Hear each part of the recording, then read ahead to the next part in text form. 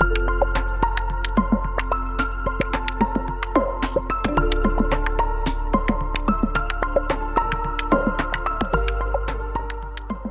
yeah, good to see you, mate. How's the winter coming in Victoria? Was 1.9 degrees this morning at 7:30 when I woke up, so it's getting a bit chilly. Yeah. I think it was about, I don't know, it might have been 12 today, 10, something like that. So yeah. Actual frost. It's rare, is it? No, not so much frost, but yeah. I don't know, you probably get, I don't know, you might get half a dozen frosts a month, 6 to 8 probably. So okay. Yeah, you get some. Yeah. All right. Yeah, especially out in the country here, because there's no tall buildings to stop it from from dropping in or anything like that. So it tends to get a bit frosty for sure. Okay, that's better. I was just removing some line that I couldn't see my face in the camera above. Yeah, no. So how you been? Yeah, I'm fine. Fine. This is the end stretch towards summer holidays here. Holidays? Yeah. So Anton has got another 5-6 weeks before the holiday starts, and he needs to do 2 weeks of social service. It's in Bavaria. It's mandatory that you do in school in 10th grade that you do some social service. Can be in a church, in a kindergarten, in a retirement home, stuff like that. So that they know that these jobs are important. Sounds like a good initiative, I think. Anyway, it is, yeah. And Anton is going to a local church, and he's he's into religion anyway, so it was easy for him to just ask his priest. But this is a good initiative, and apparently quite a few youngsters they realize this is good work. This is what I want to do. Yeah. So I'm not religious and have no real knowledge of the church. What would you be doing for 2 weeks at church? Yeah, that's the thing. You would probably help out in church, because this is a very active church community. Yep. So there are things going on in the church almost every day. So they have gatherings, they have Bible studies, they have. Yep. But we talked to the priest as well, and he said, Anton, we will probably also do some cleaning in the church, Very good. So I said, teach him how to do like a proper window cleaning and stuff like that, Yeah, for sure. Won't hurt him one bit, will it? It won't hurt him one bit, and he will be all the happier for it afterwards. I'm not sure he will appreciate it in the moment, but I don't know. I hear you. I do very much hear you. Yeah, but no. So stuff like that, and he's also, into the theology side of things. So they will probably do some things there as well. Yeah, but so all good here. We're Alex and I, we're going away for the weekend, this coming weekend. So we're going to Regensburg, which is... Have you been there? Yep. I've been through there in a car. This was originally the most important city in Bavaria before Munich grew and became I believe there's a river. Is there a river there? There's the Danube River is going through. I remember crossing the bridge that was we're in the middle of the city. I don't know, I must be coming from maybe Prague or somewhere north anyway. Correct. Back from Poland with our friends or something. But I do remember driving through there, and it looked very, very beautiful. So I'm sure it is. We've been there before and really liked it, and we're going back because there's a nice museum, a history museum, and so we're going there. There's a special exhibition at the moment, so we want to see that. And it's a rather touristy place because of the Danube River, and they have all these river cruises passing through. So yeah, that's another whole other thing that maybe that would be something for you and Beck, river cruising in Europe. Not yet. I've been on one cruise, like I said, and it's not my thing, I don't think. But I'm not saying I would not go on one again.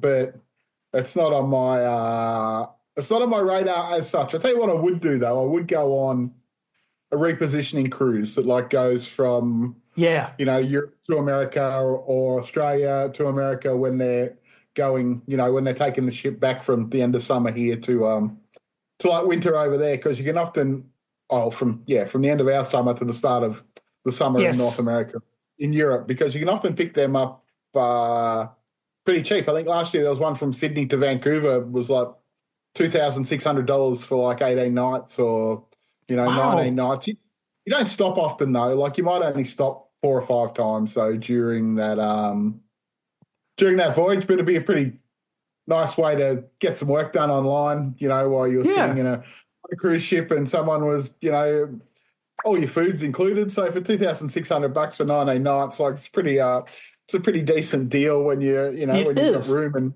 and board included. So yeah, because actually I was looking at them the other week because I was thinking if we go long-term travel next year, can I get one of them in to cross the Atlantic and go from Europe to North America? But they only go in October from Europe, the end of October, and they go from Japan at the end of April to America as well. But it sort of didn't really fit in with any of my time scale because that would mean I would have to be in Europe in the summer, and that's when the prices would be would be sky high. So it didn't really fit in. But something I've got aspirations to do, or even you could go from. I don't know when the ones go from South America, but they do ones from South America too, back to Europe, I think, as well. So it's probably something I'll have a little bit more of a look into over the next few months. But they'll seem decent enough price. I think when I was looking at out of Japan to America was only about $3,000 Australian as well. So it was only 14 days though, and it only stopped, I think, 3 times. Stopped somewhere in 2 places in Alaska, I think, and some island in between America and Japan up the top, sort of, where the peninsula, them little islands where Russia used to sort of stops in there somewhere. Which is, that's an interesting part of the world because that's where Russia and the US, they border. Yeah, definitely. So. But I mean, I guess when you look at it in the big picture, if you were to fly, say, from America to Europe, I don't know, it's probably $1,000 to fly from England to the US, on a decent airline. You'd probably be able to get you might be able to get a budget one for less, I guess. And then, and you're chucking 14 nights accommodation into it. If you had to spend, I guess, 14 nights in New York or somewhere or Miami, you're probably looking at, a couple of €100 a night or €150 a night something like that. So, at least, yeah. Yeah, so by the time you add that up, if you're getting a semi-14-day holiday for $3,000 Australian, which is probably, 1,700 euros, it's not a bad it's not a bad, as long as you're happy to, sit around, do not much, I guess. They still have shows on the boat, use the gym, have some drinks, use the pool, I guess, if it's the right season, things like that. So. Yeah, I could see myself do the same thing because there are a couple of channels on YouTube. They specialize in cruise ships and and I think some of these ships are really nice. I mean, there are some with extensive libraries as well that you can actually just dive into their libraries and read, do some proper reading. if you want to do sit around, that's what I mean. There's always something for everyone. Everyone's different, as we've said before, the way they travel. And if that's your thing, I think, I was probably a bit soured by my first cruise experience because it was only short and the weather was bad and we didn't get to dock anywhere and we just sort of floated around in the ocean for 3 days and then came back. So, and it could have just been it could have been the ship I was on as well. So, yeah, I'll definitely give it another try at some stage, but it's not high on my not high on my priority list, but like everything in the past. We're looking into Antarctica cruises, which they're pretty dear, aren't they? They are expensive, sadly. But from the bottom of my chili there from Terra del Fuego. And the price would include like excursions into the continent or into land, on ice shelves, and so and you would have to be a little, I guess, not exactly like in proper shape, but a little bit fit, because you need to board these boats and motorboats and going in. You would have, and the weather can be rough, as they say. So But I've seen pictures of like people having to, they don like the big Michelin Man wetsuit and jump off the boats into the water off Antarctica. Yeah. And then I'll see stupid people who go, nah, it's not very cold, and they just jump in their bathers. They're like, straight back down. Yes. For sure. Like, cold water would take your breath away. As soon as you hit the water, you'd be like, it does. Your lungs it does. Yeah. You'd be like, no, it's something we would like to do eventually. Just Alex and I, not with Anton. It wouldn't be for him anyway. So he wouldn't appreciate it, and then we wouldn't pay for it. So like I said, it's always good to have a plan, isn't it? If it is good to have a plan. Got nothing to look forward to. It's life's not fun, is it? So. But yeah, so this past weekend we went to. I was thinking about you guys because this past weekend we had a city celebration. The city of Munich had an anniversary. Oh, okay. How old? So Munich anniversary. Let's see how many years. 868th foundation. Wow. Okay. 868 years. So it was this past weekend, and there was like festivities going on all over the city. Really, it was very nice. So what's that make it, about 1190 or something like that then, when it was founded? I mean, in truth, there was probably a settlement there for few 100, 400, 500 years before the city was proclamated anyway, because that's normally what happens. There's something about going back to ancient books and documents and see when was Munich first somewhat described in any context, and that's when you say, okay, as from this point in time, we can sort of say there was some kind of settlement, probably just a group of houses or whatever, because the big monumental buildings, they weren't made for several hundred years afterwards. So because wasn't there a brewery that's over 1,000 years old? Is it Weihenstephan? Is that over 1,000? Weihenstephan is the oldest brewery in the world, apparently, and but that's about 60 kilometers north of Munich. Yeah. So and in 2 years, I think it is, Augustiner, which is a local Munich brewery, will turn 800 or 900 years old. Okay. Yeah. So good bit of history there. Good bit of history. A little bit of history there. Yeah. So we sat in a couple of brewery or gasthofs in over the weekend because of the festivities, and Augustina has become my beer of preference, because this is a local thing, and it's not. So it's either for me Augustina or Hofbräu. Augustina is part of a corporation nowadays, but it is still a local, a local favorite of most people here. And then Hofbräu is actually the publicly owned. The city of Munich owns Hofbräu, and so these two, because that's sort of the Bavarian avoidance of big corporations. Yeah. So Paulaner and Franziskaner and all these, they're more oriented towards export markets, I guess. Yeah. Line by like Interbev or Anheuser, friggin' whatever it is, the company, or do they what was I going to say? Now I've lost my train of thought. We went to a restaurant from that brewery, didn't we? That night we were in Munich, up near the train. For Augustina Brau, didn't we? That night we did. It was an Augustina Brau, and it was near your accommodation.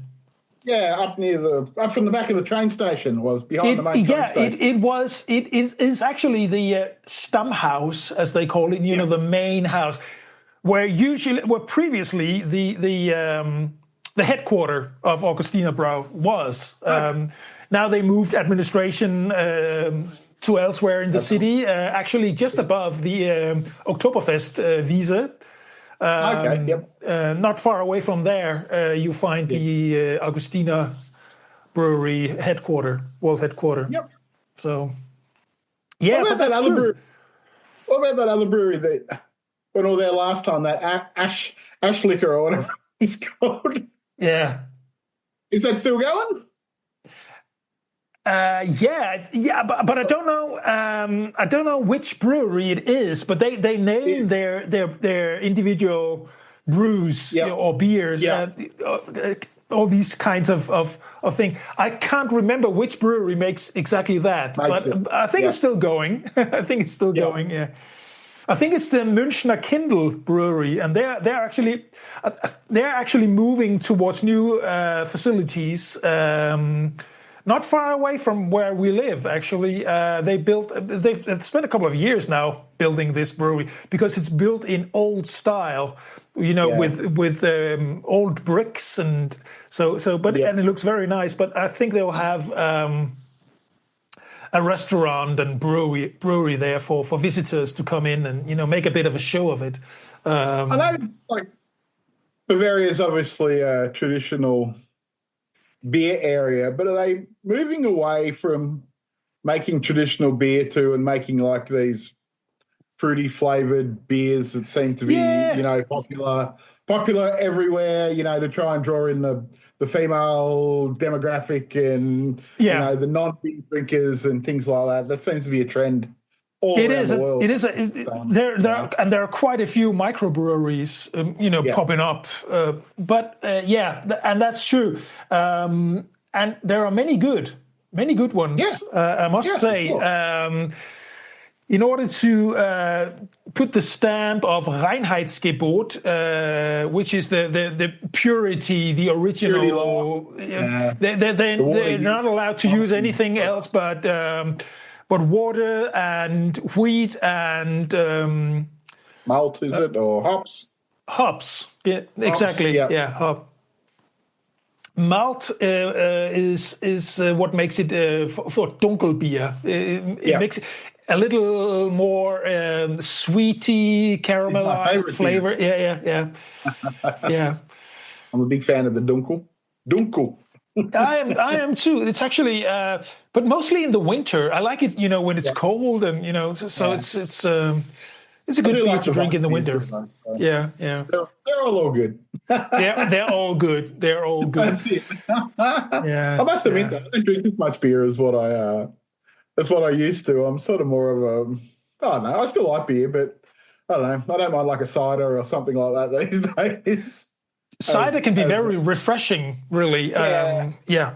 We don't have much of a tradition for cider here in Germany, but I do enjoy it when it's available. I usually, because beer can be, after a while, a period of drinking mostly beer is just I need something else. It becomes a bit tart, doesn't it? Yeah, It becomes a bit tart on the throat, and I probably couldn't tell you the last time I sat here at home and cracked a beer. Like, in all honesty, it'd be a few years. When I go out, like when we're in Thailand, I was drinking a lot of beer. That's a lot to do with the climate too. If it's really warm, I think beer's really, really nice when it's hot outside. But yeah, at home here, I couldn't tell last time I cracked a beer at home. Normally I just drink like Scotch on the rocks, or something like that, because it's less fluid as well, and it's it's just The only thing about beer is, for me, it's easy for me to know exactly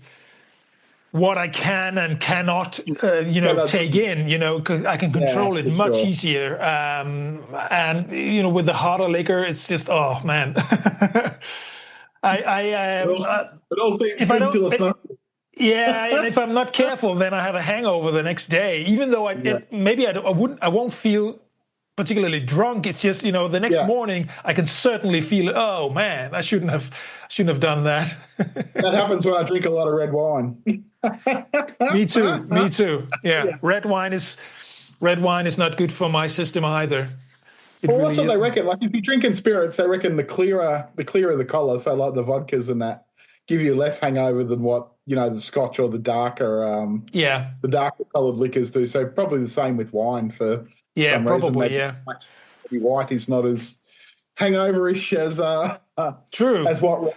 So it's all the additives in the for instance in whiskey and in the Scotch. It's what makes it gives it the color is probably a bit of sugar originally, and that will.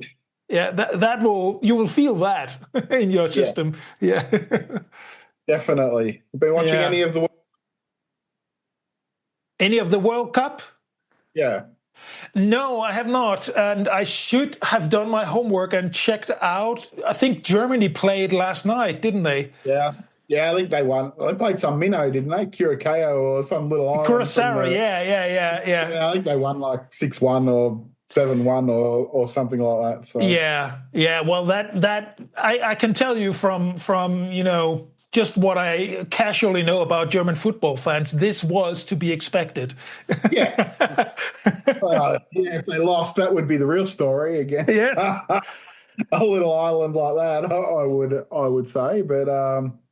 I think we talked about it last week, but there's no real excitement and anticipation this time around. It's just like it could have to do with where it's at and the current political climate, but it could also have to do with the time difference.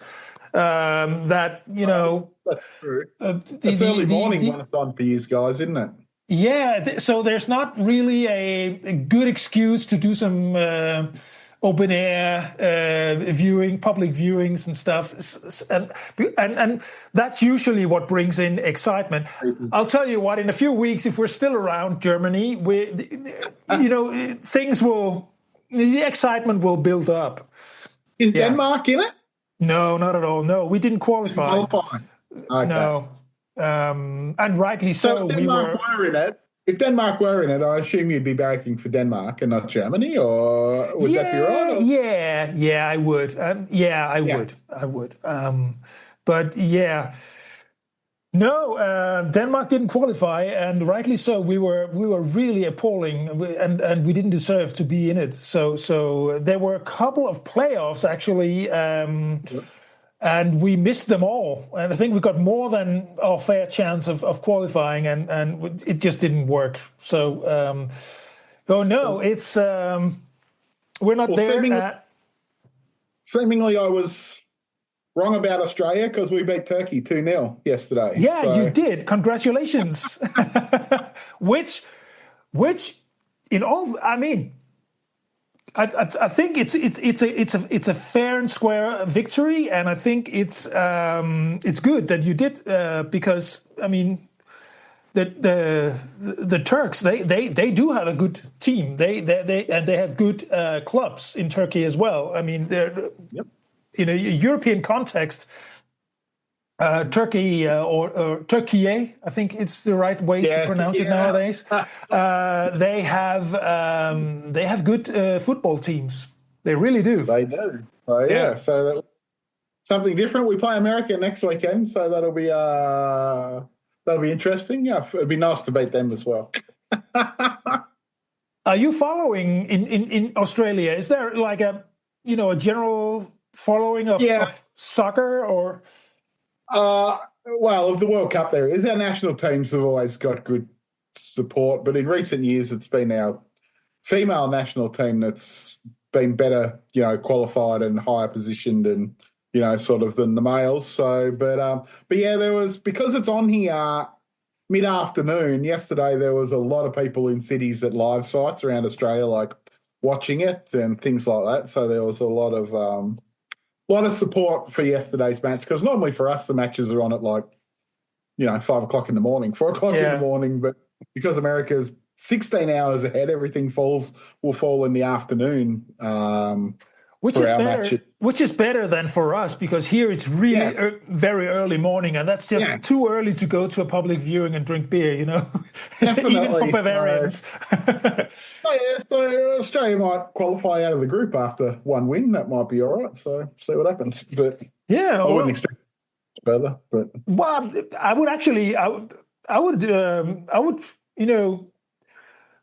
would go for you. I would be with you guys. Absolutely. I would just like them to beat America, because all the American commentators last week were like, if we can't beat Australia, we shouldn't be playing soccer. And that was exactly the same as what the Turkish captain said before the match. We should easily dominate and beat these guys, and things like that. So, underestimate the underdog, and sometimes it comes back to bite you, I guess. So it has happened a couple of times that the Faroe Islands, that they have qualified or gone further, way beyond their own expectations, and that's really fun to watch, because then it blows completely out of proportions. Bless their dear hearts, but I hear you. It's just fun to watch. Yeah. Well, like I said, everyone loves an underdog, don't they? So most people jump on the minnows when it's happening, don't they? So but it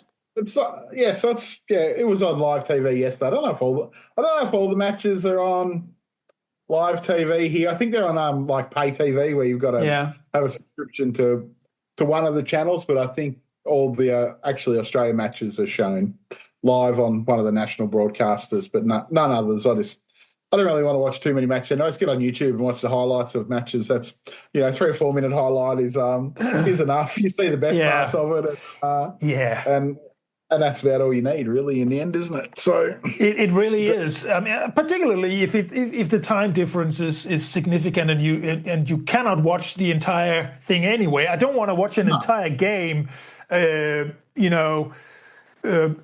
Pushed towards my time zone when I know it already happened 8 hours earlier, and it's just it's just not interesting. But just give me the highlights. So when I was saying before, I seen a TikTok yesterday when I was saying that the women's team in Australia is more popular. There was a TikTok going around doing the rounds. There was this lady dressed up in the soccer stuff in the Australian ladies' uniform, and she's like, "Did you know that the Australian women's team also has a men's team?" And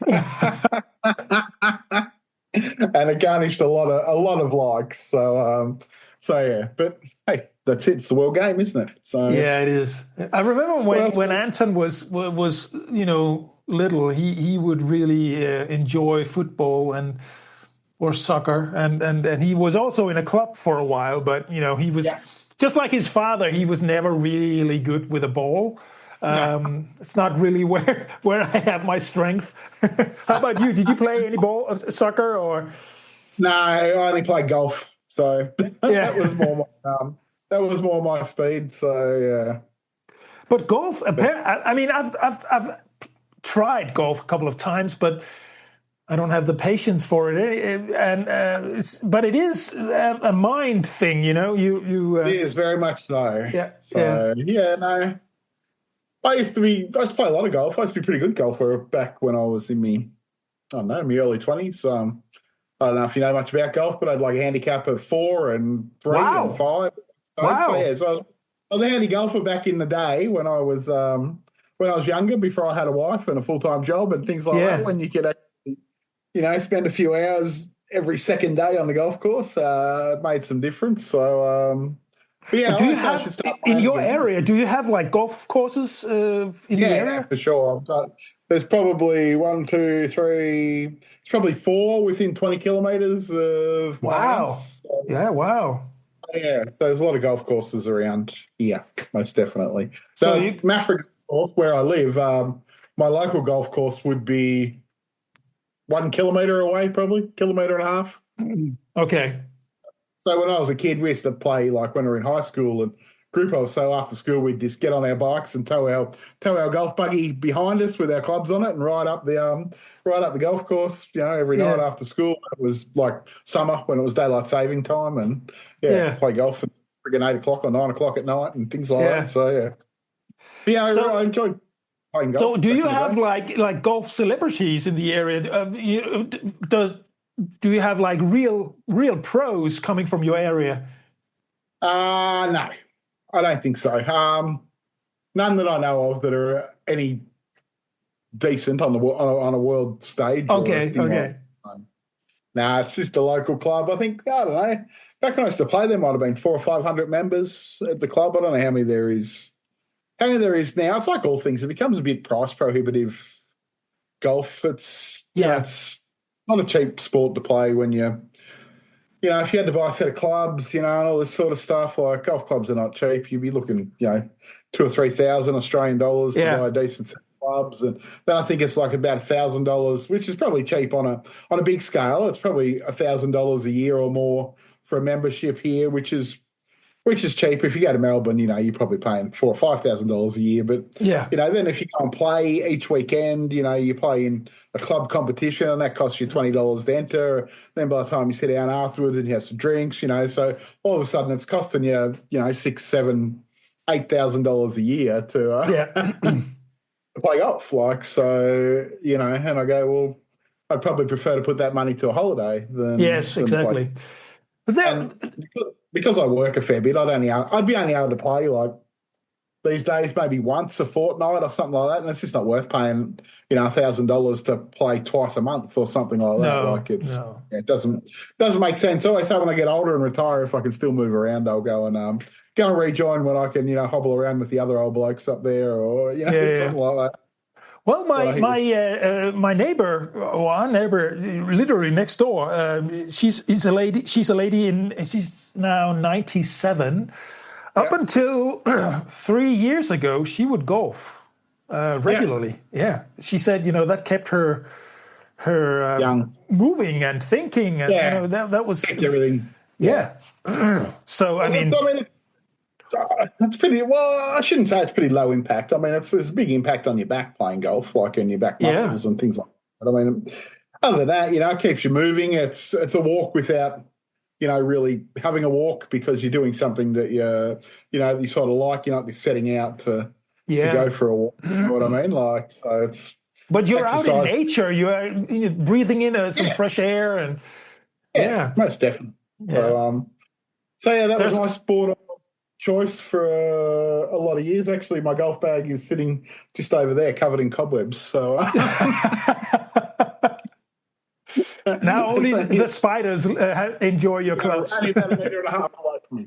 Yeah. So I don't think I played golf. Probably last time I played golf was maybe 18 months ago, 2 years ago, maybe. So every now and again, someone I know says, you want to come out and have a hit, and I go, yeah, okay. If I've got spare time, I'll go and have go and have 9 holes or 18 holes if I can, but I've got a bit of a dodgy hip too these days, and it hurts after a while. So it is what it is. One of them old age things that we love. So speaking of dodgy hips, I still have a little bit of I can't lie on one side in bed, and that it started on it's my shoulders. I feel it, and it started all the way back in New Zealand when we were staying 3 months in a camper van, and the mattresses were simply too thin. I started feeling it there, and it hasn't gone away ever since. I'm like that. I wake up late. I sleep. I end up sleep. I end up somehow getting my hand under my head, and I wake up and my arm's dead, and I'm in bed, and I'm like trying to fling my arms around. Same thing. So I must just sleep on it until my body says, okay, you've got to actually move that now before that arm actually before it falls off. It's I'm in bed and like trying to get it moving. Waking Rebecca up, and she's going, "What are you doing?" Exactly. No, it's. I am.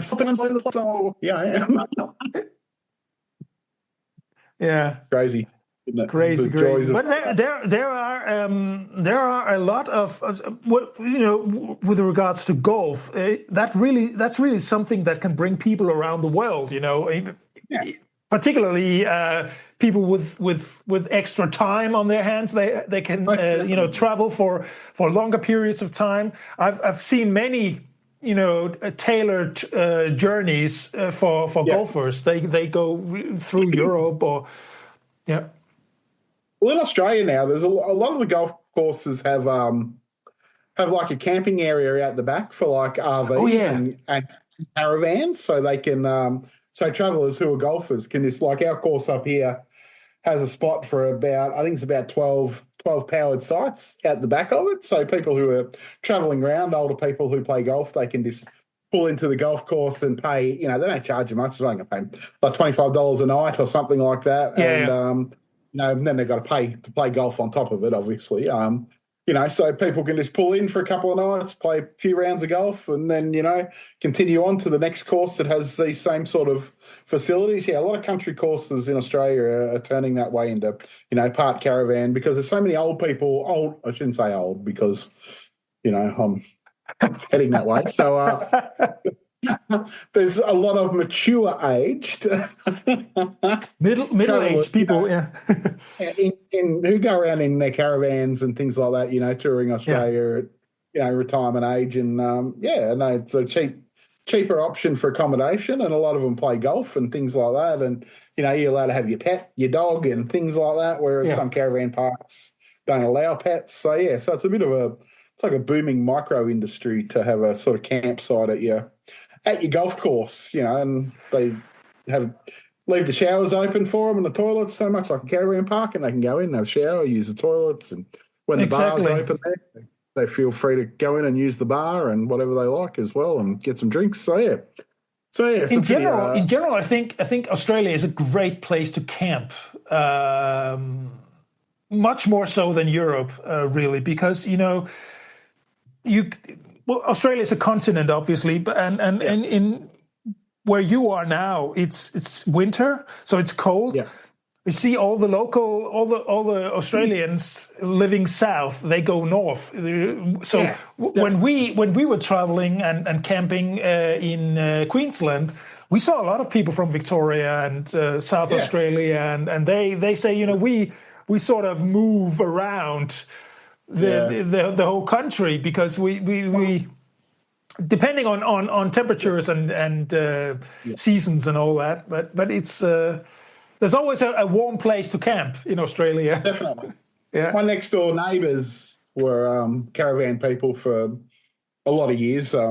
She's passed on, and he's now like 91. But when we first moved in here 25 years ago, they used to go, northern New South Wales, Queensland every winter, and a lot of people do it because the cold. A lot of people don't like the cold. Like, the older I get, the colder I feel in winter too. Like, I start to feel it in my bones. And a funny story, like your shoulder, and I reckon that never happened until I spent a winter in Europe where I thought I really could feel the cold in my bones. Like, it was really, really, really cold. And I reckon ever since then I've felt the cold more. I don't know why, but But yeah, so such is life, though. It's just once again one of them maturing things where we feel the Yeah. weather when it's hotter and feel the weather when it's hotter, and and all these fun joys that go with aging gracefully or not so gracefully, depending. True. Isn't So it? So yesterday I was speaking of getting older. Yesterday, Alex and I we watched an interesting documentary about the history of the Orient Express, how it yep, originally started. Which I mean, I'm thinking about it now as we talk because this is one of those means of travel that taking the Orient Express is extremely yeah, expensive. I mean, you yeah, just these days, you yeah. you can't afford it as a youngster. But we got to talk about, it'd be nice because sleeper wagons they're coming back in Europe. This is one of Yeah, those things where sustainable travels, and we yep. should think more about how much we fly. And so within Europe for uh, inter-European travels, sleeping wagons are actually sleeping carriages are actually coming back. It's they're having a bit of a renaissance. So we're looking into that. We want to go to Poland later, maybe later this year in the fall, maybe, and we are gonna book some sleeping some beds. In January, actually, I was looking at it the other day. It's not a long one. I think it's only about 8 hours or something, but Yeah, it goes from the.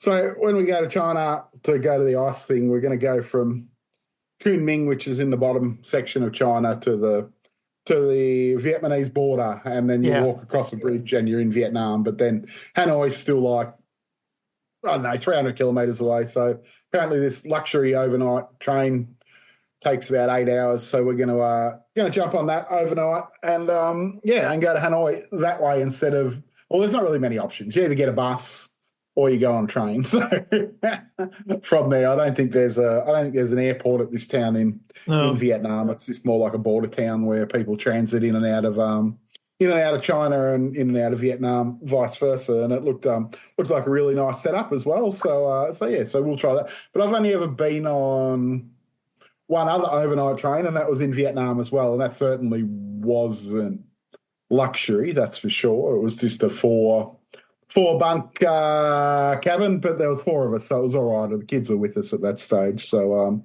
but it was a bumpy old 14 hours up the coast of Vietnam. Yeah.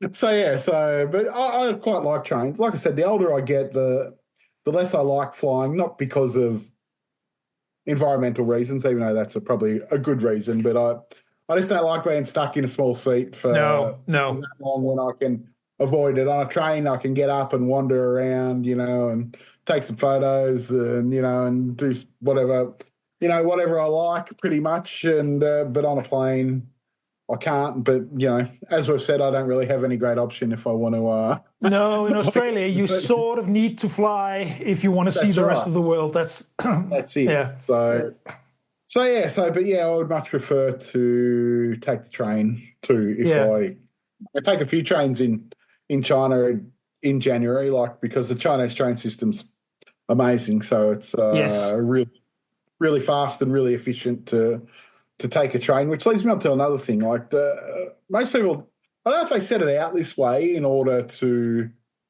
maximise the trains. Like the fast trains are not that cheap in China. Like a lot of local, I would say, if you were middle income and lower, you probably wouldn't use the fast train. There's a normal train system as well, yeah, so you don't have to take the high speed. But the high speed's fairly expensive. It's not cheap like everything else in China. The US transport actually as a whole here. So what I'm getting at is we need to fly with this trip we're working out. We need to fly from Harbin, which is the city in the north where the ice thing is, to Chengdu in China. So it's either 14 and a half hours on a high-speed train. wow, Yeah, so it's a long way. yeah, It's like three or 4,000 kilometers or something like that. So wow. So that would be yeah, on a normal train. That would be like several days.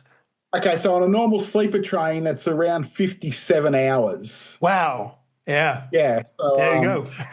So you can either do that. I think the fast train was about maybe 350 Australian dollars, which is not too bad. But when you balance it against the cost of everything else in China, like because China's generally pretty cheap, so when you sort of go, well, okay, the transport is actually dear, but to fly, which we're going to do, to catch a flight that's only 4.5 hours is nearly $600 Australian, so nearly 350 euros. And when I look at it that way, I go, for me to fly from Melbourne to Harbin and then from Hanoi to Bali to Melbourne is only $1,150, but yet to take one 4-hour flight in China Yeah. is nearly $600.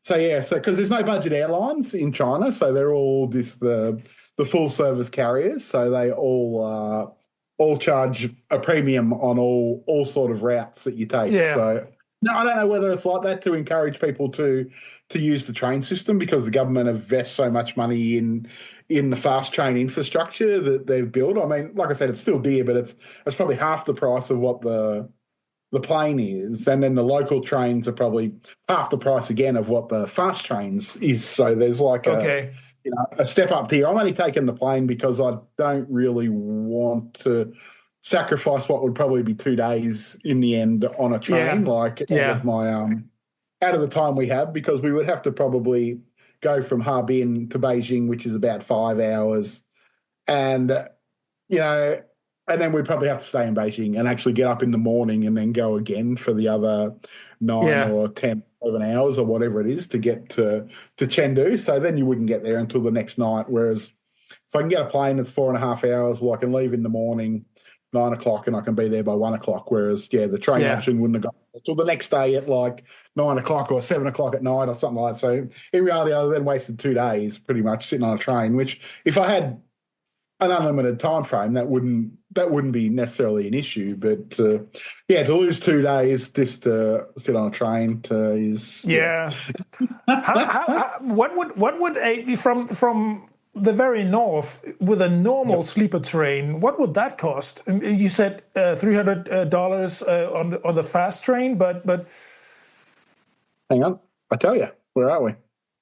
I'll have a quick squiz and let me see, because I was looking at all these the other day. So where are we? 57 hours is a lot, but I mean, hey, where are we? Trains. So if I was to take, say, Harbin to Chengdu, it would be, where are we? Chengdu. What's today? Today, June 20. So next week it would be. It's only $71 Australian.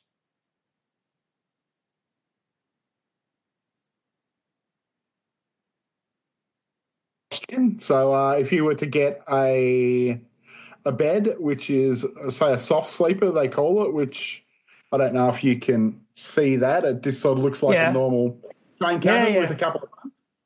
So that's called a soft sleeper. So that was $199, or then you can get a hard sleeper, which you say looks a little bit less luxurious than the It might have seats in it, possibly. I'm not sure, but and that one is only $129 Australian. So the difference is not that severe. No, so it's not, and that's, what's it say? I'm not even sure. I'm assuming you'd have to change trains somewhere along the line. It doesn't really say, but so that's the way it is. And I'm just looking at another train here. So there's a few different options between, say, 50 hours and 60 hours if you take a normal train, and you can do it as cheap as, like it said, $70 Australian, which is probably 40 euros, 35 euros, something like that for a 60-hour. Wouldn't be fun, though, I don't think, sitting on it for 60 hours. No, but it's I don't know. You can get around.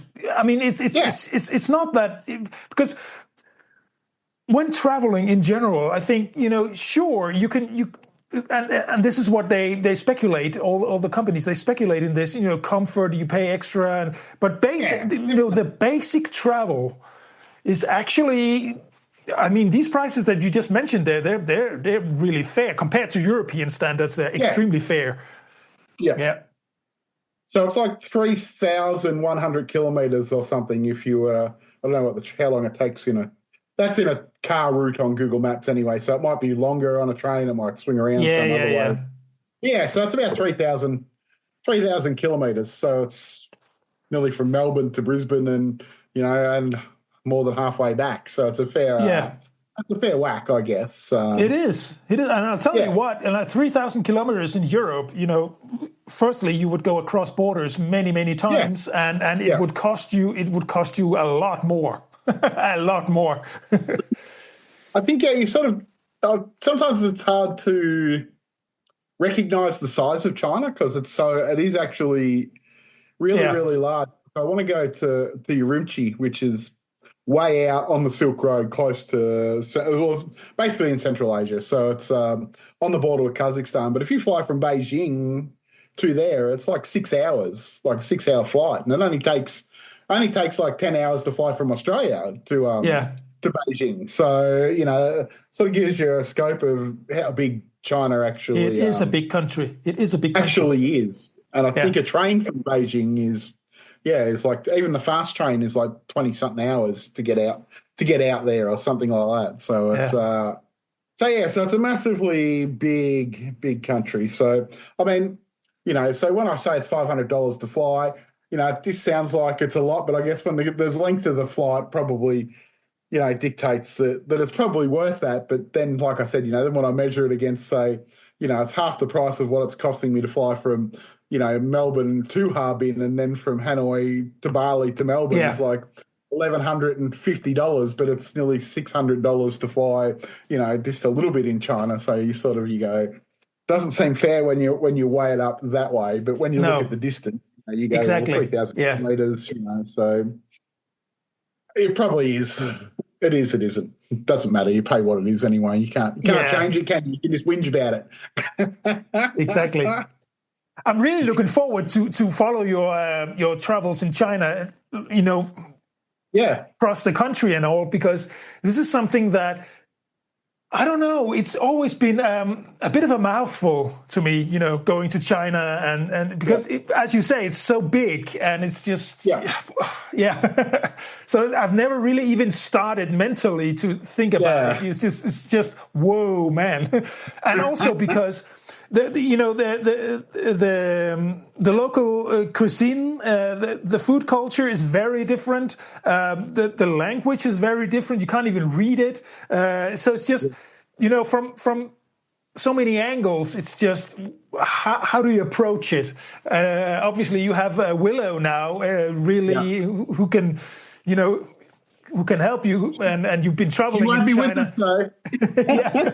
She won't be with you. No, I know, but still, there's you've been there now several times, and it's just it's still an adventure every time you go there because, like you said, it's so big and there's so many different. Each area has a different type of cuisine and a different way, I guess, to do things. But it meets my sense of adventure and a bit of a challenge, like I was talking about last week, how I feel that travel's just sort of been a little bit easy, when you don't have a bit of a challenge to overcome when you're doing it, I guess. So this will, and even when we went to China, like we said, we were with Willow and we were with the family that she was living with, so everything was still, rather sanitized, where we could just ring up and ask for help or they would be there. So it'll be far more of a challenge, I guess, doing it by ourselves. But we did it by ourselves when we were there in 2019 with 2 kids. So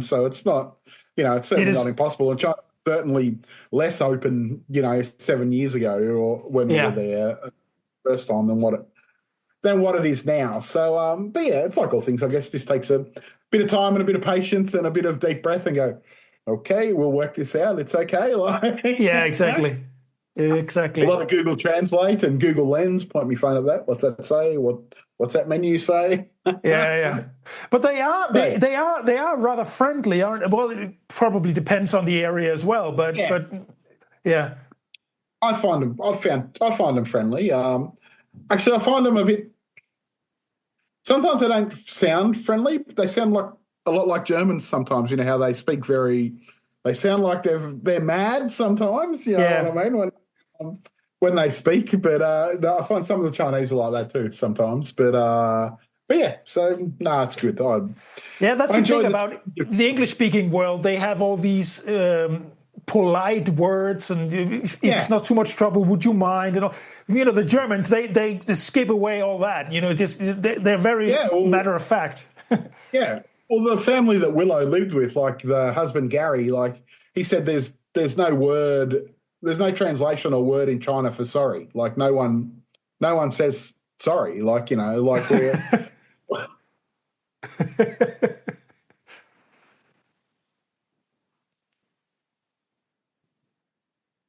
I don't know.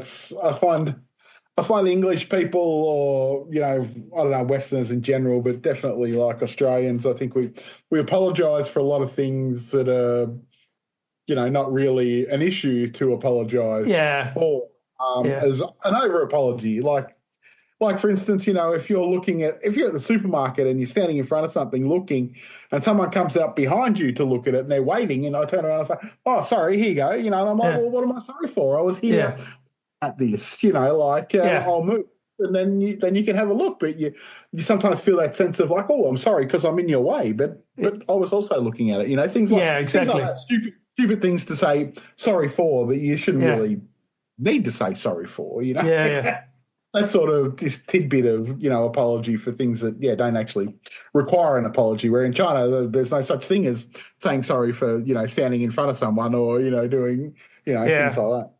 The Germans have a way of saying, if someone says, "I'm sorry," maybe they bumped into you, they didn't see you in the supermarket, and then the Germans will say, "Sorry," and then you say, "Well, nothing happened, so no need to be sorry." You would sort of say, everything is okay.